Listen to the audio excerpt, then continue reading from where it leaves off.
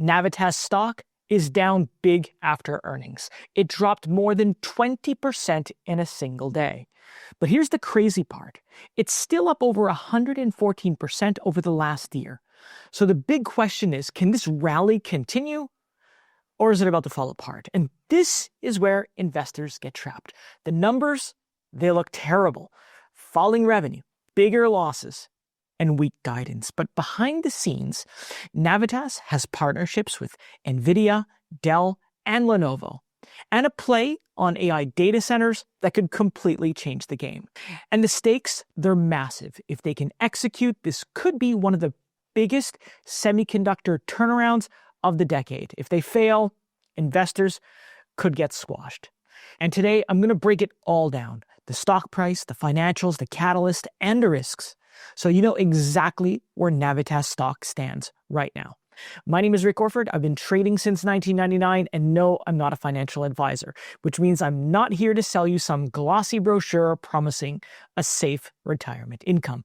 I don't do hype. I break down the numbers so retail investors can make smarter, more confident decisions. So let's get into it.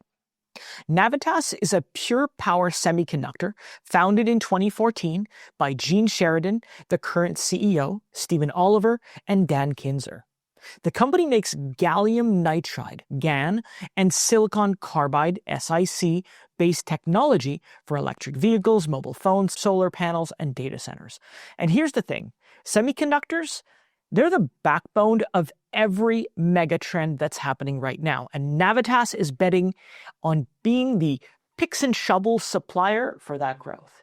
I want to thank The Motley Fool for sponsoring this video. The Motley Fool is a company that provides investing insight and stock recommendations for investors of all skill sets and risk levels. And you all know how much I love researching new stocks and trying to find the next best investment. So I'm proud to partner with The Motley Fool to bring you 10 stock picks from their popular product, Stock Advisor. Stock Advisor has beaten the market by almost 6 times. Go to fool.com/RickO to get your 10 stock picks right now. In 2016, Navitas debuted its first gallium nitride-based power integrated circuit, or IC, one of the world's first ICs to fully integrate key functions and components into a single monolithic chip.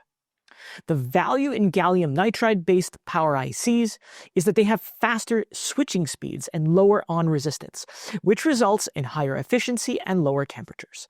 They also take up less space since they're all in one piece.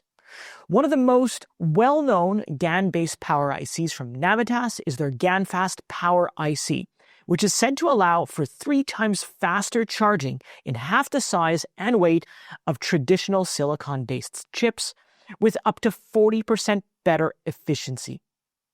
These power ICs are used in mobile chargers, laptop chargers, data center power supplies, solar inverters, and of course electric vehicles. Navitas's clients include Dell, Lenovo, Nvidia, and Xiaomi, and that's proof that they've already earned the trust of big tech. Now, with all that out of the way, let's get into the juicy parts, starting with the company's stock price. And if you want to follow along, just scan this QR code. The last time I reviewed Navitas was around mid-July when the stock was trading around $6.20. This was a few days before the stock spiked to nearly $9. However, things are a little bit different now. After the brief spike, the share prices fell again, most notably after August 4th, when the company released its second quarter financials, which I'll talk about a little later. Navitas closed at $8.05 on August 4th, and then closed at $6.35 the next day, which is an over 20% drop in 24 hours. And that kind of swing tells you one thing: investors are nervous.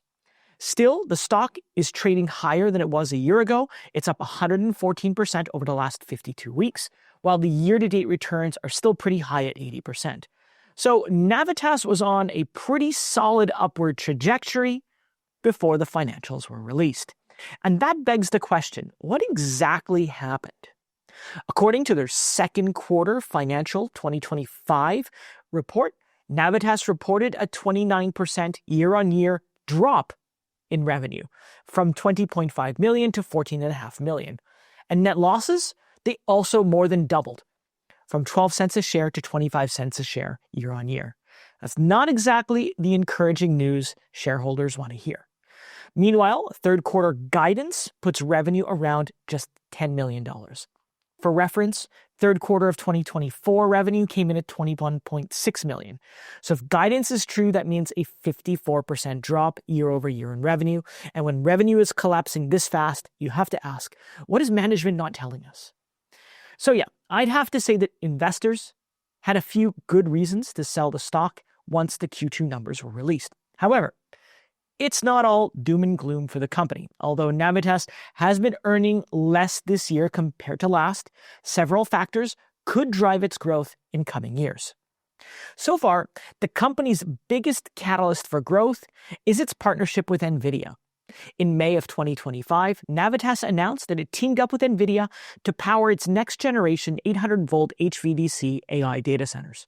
The 800-volt high-voltage direct current data centers will use an improved architecture that reduces copper requirements, enhances efficiency, increases reliability, decreases cooling requirements, and lowers maintenance costs by 70%.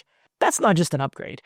That's a reinvention of how data centers run. And if Navitas can deliver on its profit, well, shareholders could be positioned for a really big turnaround.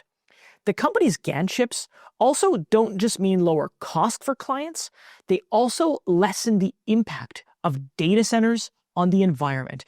And that's something that we recently discussed in my Discord channel. Data centers' electricity demand is expected to grow 300% over the next decade. The U.S. Department of Energy estimates roughly the same growth, but at a faster rate, at double or triple the usage by 2028.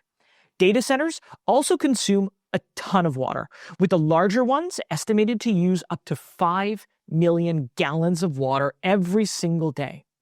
With Navitas' technology, data centers and other mass-scale computational facilities can achieve higher power efficiency, which in turn reduces their electricity and water consumption. Plus, it also reduces their overall carbon footprint. For most companies today, that's a double benefit. They get reduced costs, more money for improvement, and improved ESG scores, which can be a deciding factor for certain investors. And when you can save money and boost ESG scores, well, you're not just selling chips, you're selling reputation, and that's priceless in today's market. Of course, not everything is smooth sailing for Navitas. There are some risks involved, and here's where most investors are getting blindsided: the downside. The biggest red flag about the company is its declining revenue. I mean, here's a quick look at the company's sales over the last 5 quarters. And then we have the losses. They're also increasing, which is never a good sign. And while Navitas has accounted for their pivot to AI power infrastructure and the potential China tariffs, their expectations for Q3 are still very conservative. The outlook suggests that management is tempering expectations despite the AI narrative, which has been more than enough to boost some companies in the market right now. Declining revenue plus weak guidance, well, it's a double hit, and that's exactly what Wall Street punishes hardest. And as it stands, I need to see better signs of revenue stabilization, or at least a clear path to that goal, before I mark this off my risks. Navitas is also taking a hit from the removal of the tax credits for the solar and EV industry.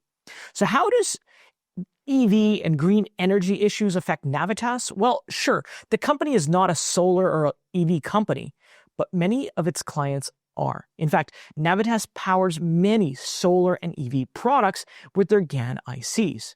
There's a company that develops power electronics for electric vehicles, for example. They produce onboard chargers and DC to DC converters using Navitas's GaN power ICs.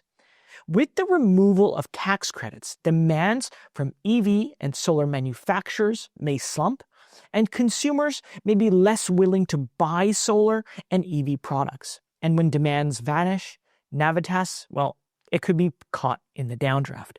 And then there's the big risk that's been popping up in many of my analysis: the tariffs. The ongoing trade tensions with China are a significant risk for Navitas. China is one of the biggest markets for electronics, which includes mobile fast chargers. Tariffs on Chinese electronics may affect the prices of products built with Navitas' chips, which can potentially soften overall demand. Not only that, Navitas has exposure to the Chinese EV market through car manufacturer Changan. The Chinese manufacturer also uses Navitas' GaN-safe technology for its recently announced onboard chargers. If tariffs escalate or restrictions tighten, well, Navitas could face a triple hit: weaker consumer electronics demand, slower adoption in electric vehicles, and of course, supply chain issues. Now, I've been in the market long enough to know that one bad headline can erase months of stock gains. And that's how fragile a sentiment is right now. But what do the numbers say about Navitas' current price? Well, at the time of recording, Navitas is trading at a 15.89 price to sales ratio, the highest among its closest competitors. It's almost triple the next highest price to sales ratio from Power Integrations, and that company is already profitable. This is quite high, even given its exposure to AI. This means that at its current level, investors are pricing in significant future growth with very little room for missteps. Meanwhile, analysts have been steadily decreasing their ratings on Navitas, with the latest round of scores averaging 3.44. That's at the lower end of a moderate buy rating. And when Wall Street analysts start lowering the bar, it usually means pain for retail investors who bought during the hype. Previously, I also rated Navitas a soft buy, leaning more towards a hold. Well, with Q2 out of the way, I'm downgrading my rating to a full-on hold. Now, don't get me wrong, Navitas' tech is very cool and has a lot of potential to save customers money. However, the macroeconomic factors and worsening top-line performance are creating just a little bit too much risk and uncertainty for me to give it a buy rating. For more cautious investors, it would be better, I think, to wait until Navitas releases their next-gen technology before investing. But what's your take on Navitas? Are you buying or holding this year, especially after their Q2 financials? Let me know in the comments below. And while you're there, remember to like and share this video if you found it useful so others can find it as well. In the meantime, that's it for me today. I wanted to thank you for watching, and I'll see you in the next video.